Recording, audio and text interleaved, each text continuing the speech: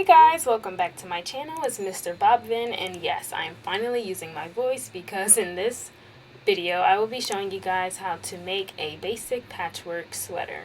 I'm not moving my hands or anything because I had to freeze frame this clip because I did not give myself time to make an introduction before I started filming, so I had to be creative. And honestly, I will never do a voiceover tutorial again because this was so much work, guys. Like, I applaud everyone who does voiceover tutorials because this is definitely not for me. So if I mess up, I apologize. I'm new to this, but I hope you guys enjoy my tutorial. I also linked my pattern below just in case you guys want to follow along with that. To create this sweater, you'll need a 5mm hook, a pair of scissors, and an electric row counter, which is actually optional. And you'll also need stitch markers, or you can use bobby pins if you don't have any. For this sweater, I'll be using the Red Heart Supersaver yarn. I recommend using 6 balls total of this yarn. I will actually just be using the scrap yarn I had lying around, but to complete a sweater from start to finish, you will most likely need 6 balls total. And if you want to use 2 colors for this sweater, I would recommend buying 3 colors of each color, if that makes sense. To start off, I'm going to be creating a square, and to do that, I will be chaining 19.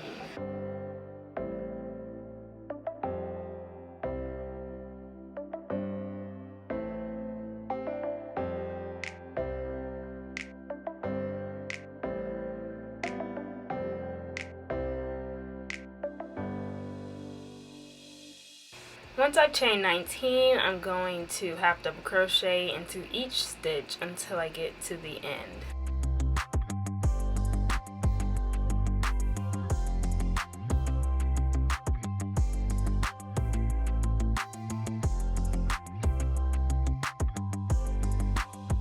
Once I get to the end, I'm going to finish off and then chain 1, turn my work, and work half double crochets into each stitch. And then I'll be repeating this process for a total of 15 rows.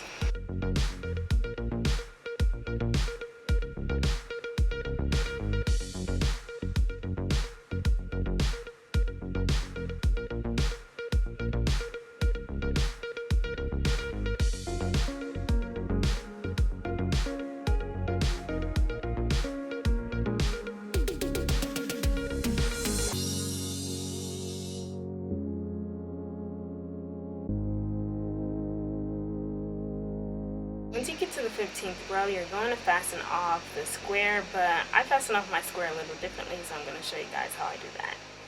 I give my yarn a little pull, of course, just like normal, but then, then I'm going to cut that yarn off, pull through, and you can actually cut your yarn off here if you want to, but last time I did that, my work started unraveling, and I didn't really like that.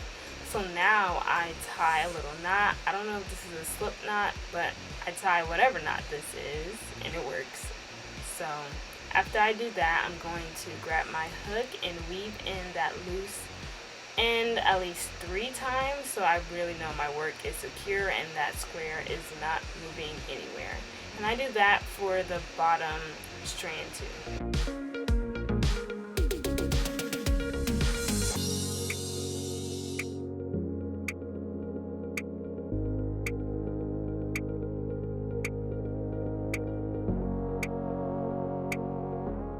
Once all the strands are in, I snip them off, and we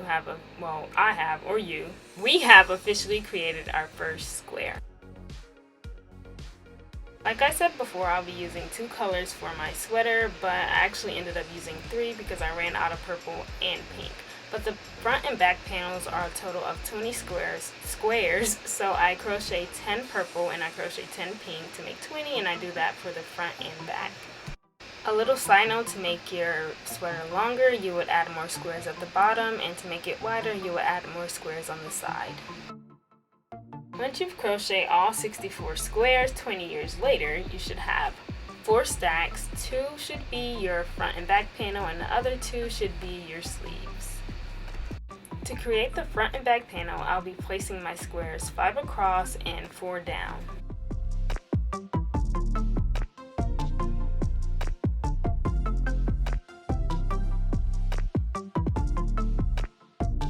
now that I have all of my squares situated, I'm going to take 2 of them and place them right on top each other, and then I'm going to be slip stitching along the edge.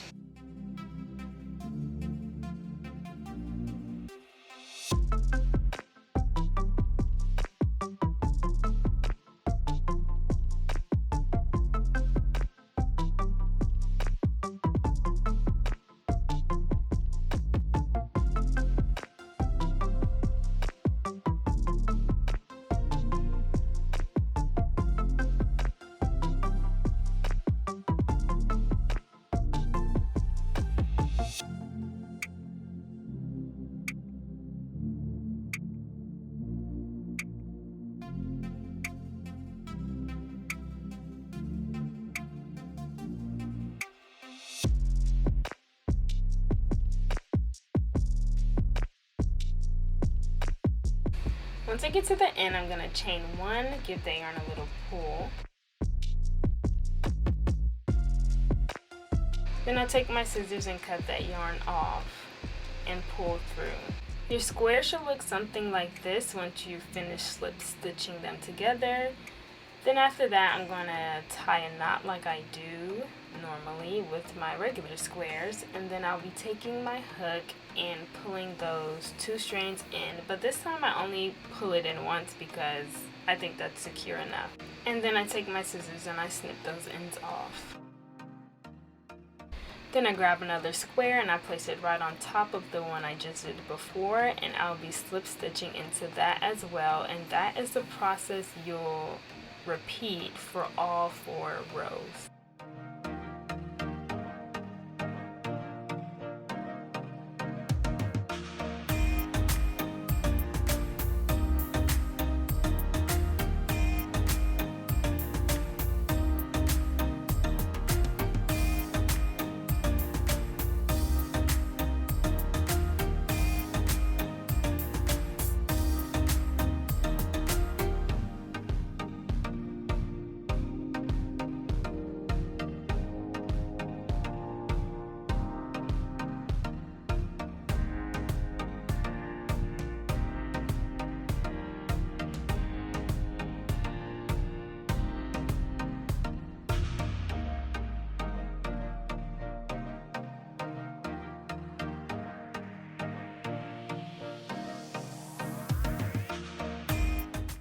Once all 4 rows are stitched together, I flip my row and then I place it right on top the next row, and then I like placing a stitch marker right beside that ridge so that when I'm slip stitching along the edge, my work doesn't shift. And then I'm going to be slip stitching those rows together.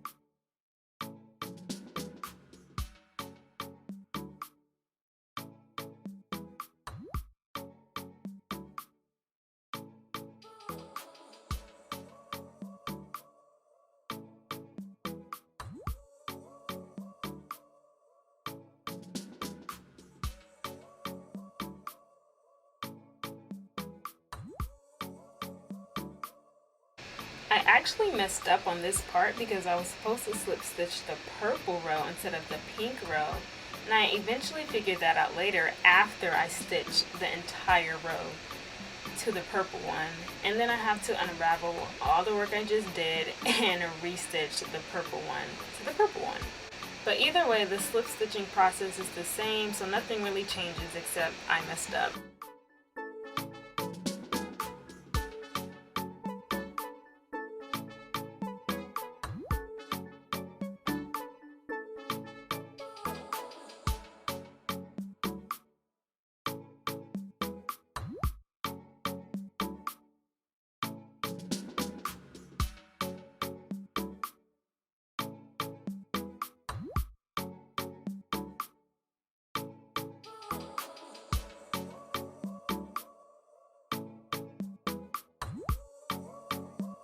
Then my cat decided to join me and get comfortable right on top of my work.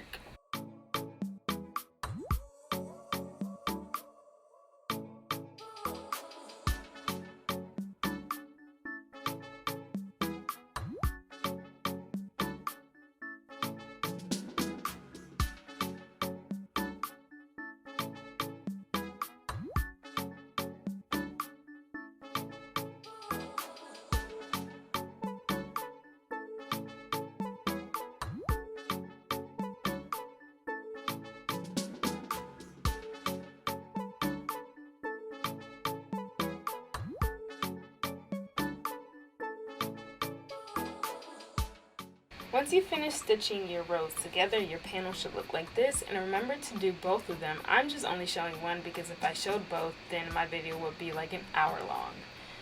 In the end, you should have one panel, well, one front panel, one back panel, and then 2 sleeves.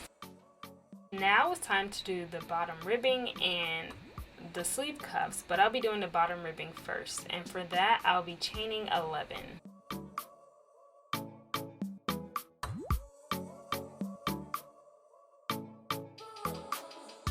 Once I have 11 chains, I'm going to have double crochet in each stitch. Of course, at the end I'm going to chain 1, turn my work, and I'll be working in the back loops only using half double crochet. And I'll be repeating this process until my ribbing is the entire length of my panels. Usually this takes around 60 rows, but I would recommend doing around 50-55 so you wouldn't have to unravel your ribbing like I had to do when I started attaching it to my panel. But that's only if you're creating the same size sweater as me.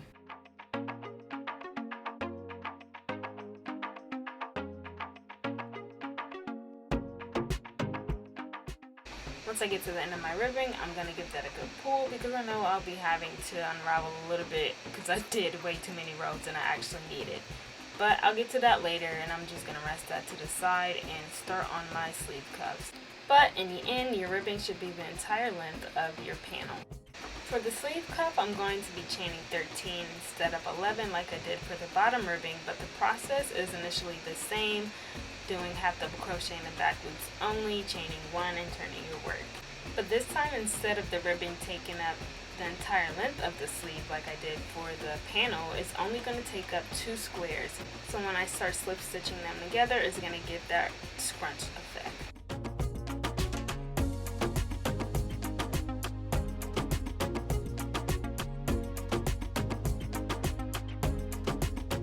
Once my ribbon takes up 2 squares, I'm going to leave that loose side on the left of me, so when I'm crocheting, I get to unravel my work if I need to, which I will. But for now, I'm going to slip stitch them together like this. And then, this part's tricky, so I'm going to try my best to explain. I'm going to skip a couple of stitches on the yellow panel. Then I'm going to pull the pink back and work directly beside the starting stitch I did.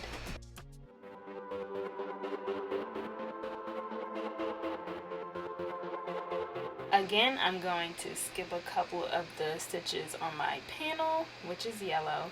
Then I'm going to pull back that pink ribbing and then work directly beside the stitch I previously did. So in other words, I'm not going to skip my stitches on my pink ribbing. And if you want a specific amount of stitches to skip, I would personally recommend just skipping 1 stitch and going into the next one, because I skipped a couple, but my sleeve ended up like super scrunch and it was kind of difficult to slide my arm into, so I would recommend just going into every other stitch.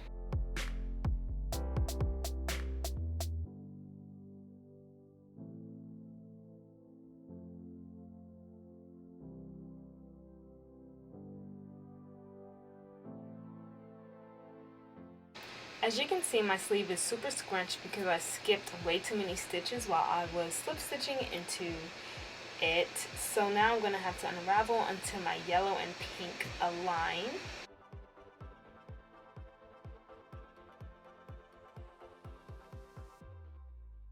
Once they're aligned, I'm going to fasten off the ribbing by pulling through and then cutting that excess off. Then I'll pull through completely, tie a knot, and then weave that loose end into it.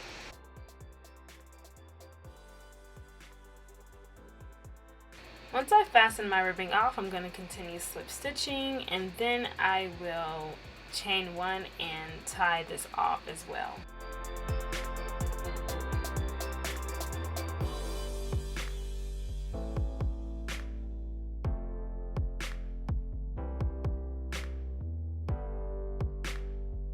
As you can see, again, my sleeve is super scrunched, so don't be like me and skip a lot of stitches. Just skip one and you won't end up with a super scrunched sleeve.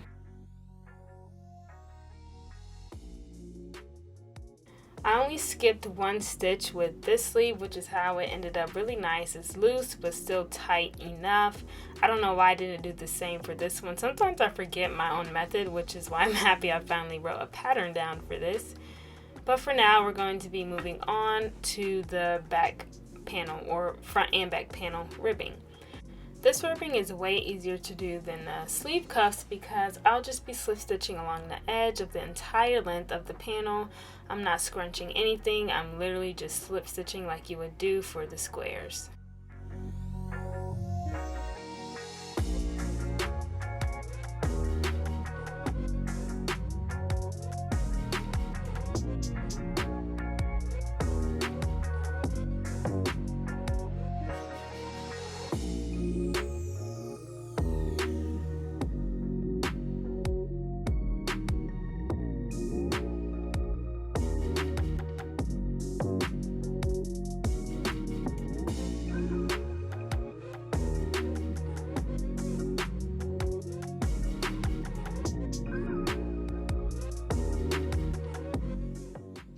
Just like my sleeve, I had a lot of yarn to unravel because I did way too many rows, so I unraveled them until my pink and yellow align.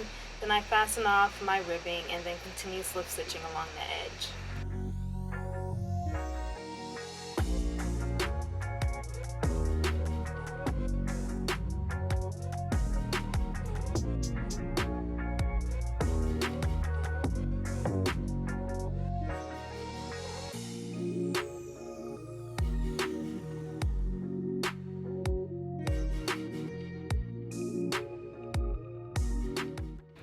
Once you've completed the ribbing, it should look something like this, and then we'll move on to the sleeve. For the sleeve, I'm going to place it down so that the right side is facing me, and then I'm going to fold it in half. Then I'm going to begin placing my stitch markers right along the ridges so my squares are even out with each other, and then I'll start slip stitching along the edge just like you've done for basically half of this sweater.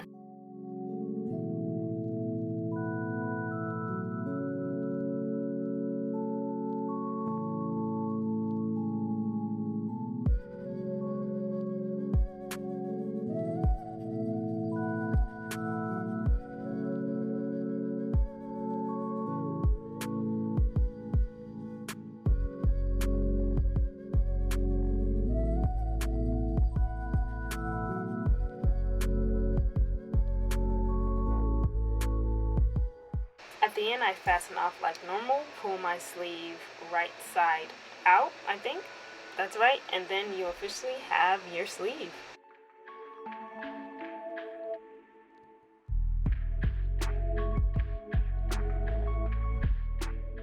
Moving on to the panels.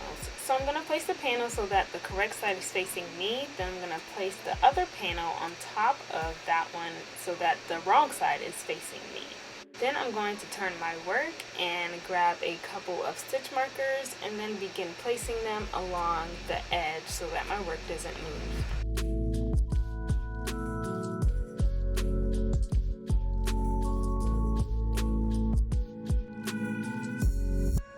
Once I've placed stitch markers on the first two squares, I'm going to stop there and leave 2 square spaces open for my sleeve, and then I'm going to place a stitch marker on the end, or at the edge, on the end, yeah.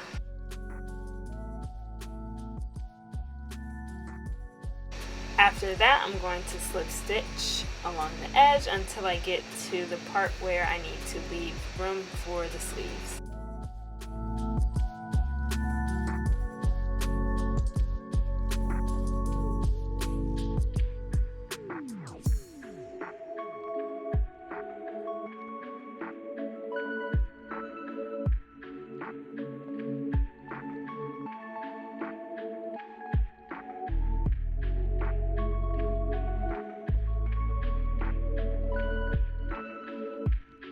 So I'm going to stop right here and then pull through a lot just in case I need to stitch that up more, which I will have to in the end because my sleeve ended up being smaller than the 2 square space I left for it.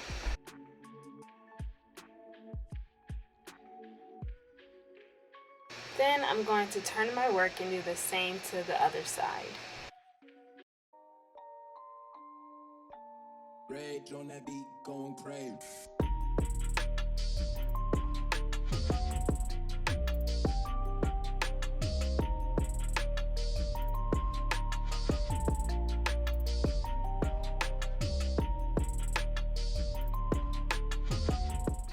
Once I've slip stitched both sides together, I'm going to turn my work and grab another stitch marker and place it where I want my collar to start.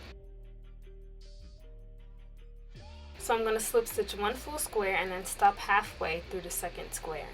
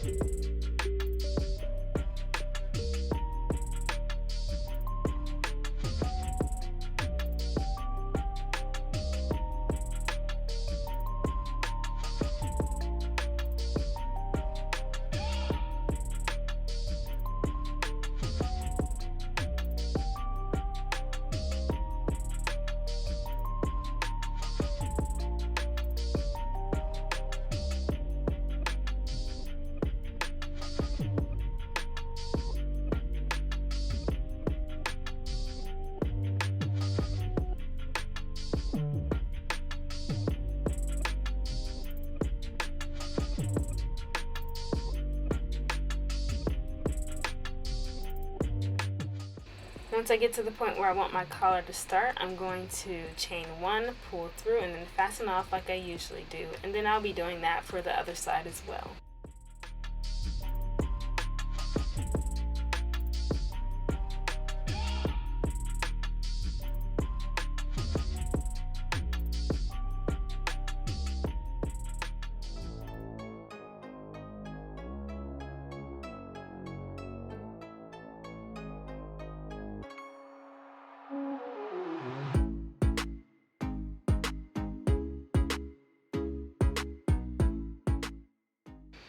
And then my cat came and decided to get comfortable again. Once you slip stitched everything together, it should look like this. Room for the collar and then room for the sleeves. Before attaching the sleeve, I'm going to make sure it's facing the right side, the correct side, and then I'm going to slip it into the sweater and then place it right where I left the opening for it.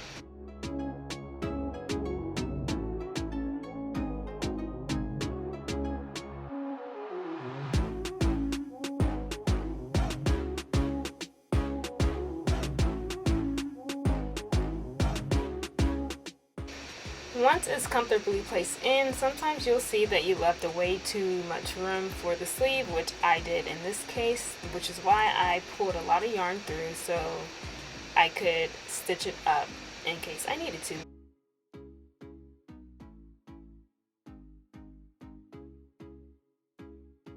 Once the sleeve fits nicely, I'm going to fasten that off like I usually do. And then I'm going to slip stitch around the entire armhole.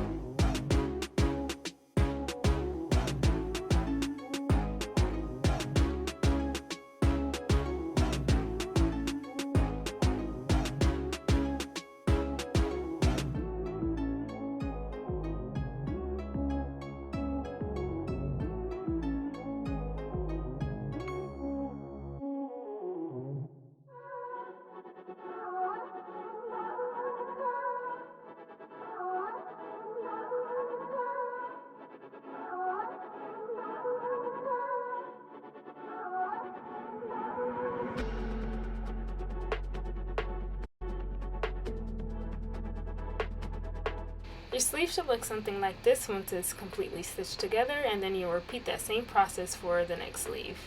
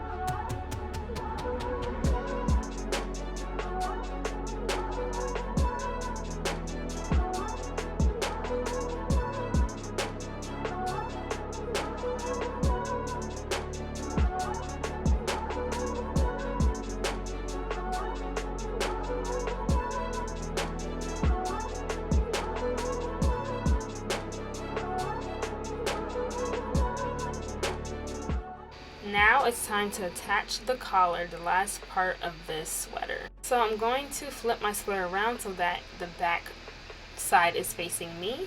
Then I'm going to go into a random stitch and then slip stitch into that.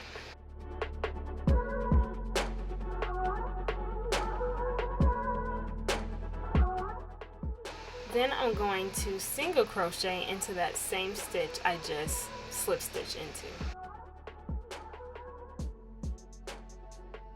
After that, I'm going to single crochet around the entire length of the neckline.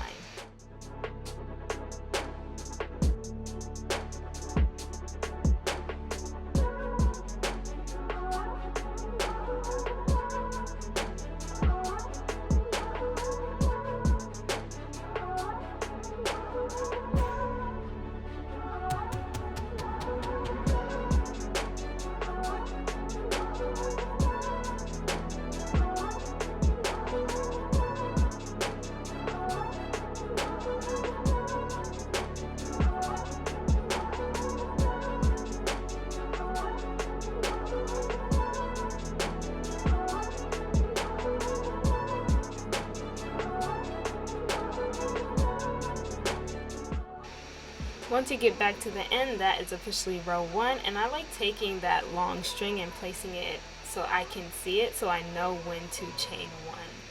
So now that I'm there at that long strand, I'm going to chain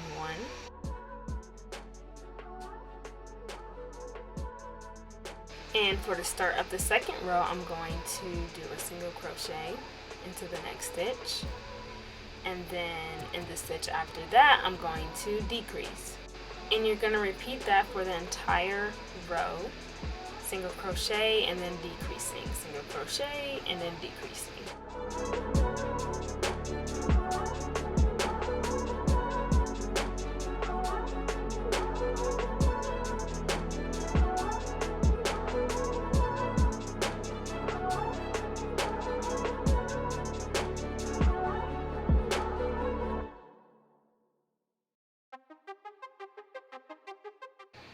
Once you see that string again, that means you're going to be starting row 3, so I'm going to chain 1 after I decrease.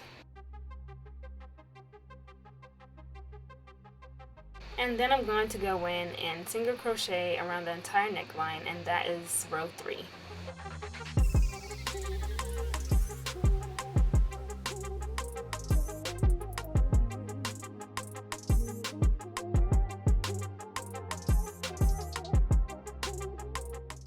Once you've reached the end, you're going to chain 1, which I didn't do. I don't know why, which is why I'm going to have to figure out how to fasten that string off, but don't be like me. Chain 1 and then fasten off. After I fastened off the collar, I went back around the entire sweater and weaved in loose strands that were like fuzzy and were making the sweater look messy. You want to get those strands so your work looks as neat as possible, and then you are officially done with your sweater. Thank you guys so much for watching this video, and if you take pictures in a sweater you made using my pattern, be sure to tag me so I can feature you on my page. Okay, bye!